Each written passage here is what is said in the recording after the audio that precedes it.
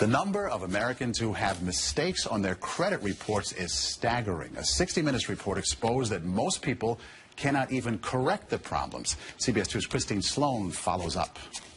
Meg Pasternak says a mistake on her credit report nearly destroyed her credit.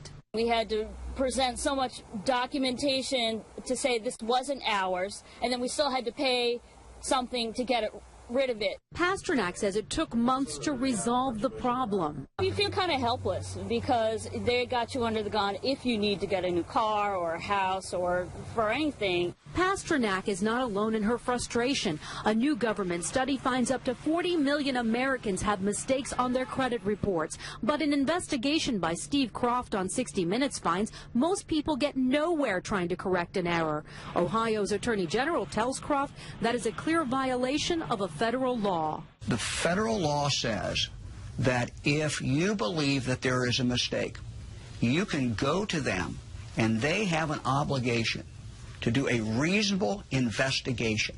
They're not doing a reasonable investigation. End result, if we're successful, is a deletion of that record from your credit report. The credit pros in Newark help people fight agencies like TransUnion and Experian. All the information they receive from a customer, they translate it into a code. They don't forward the letter and the proof of payment to the creditor.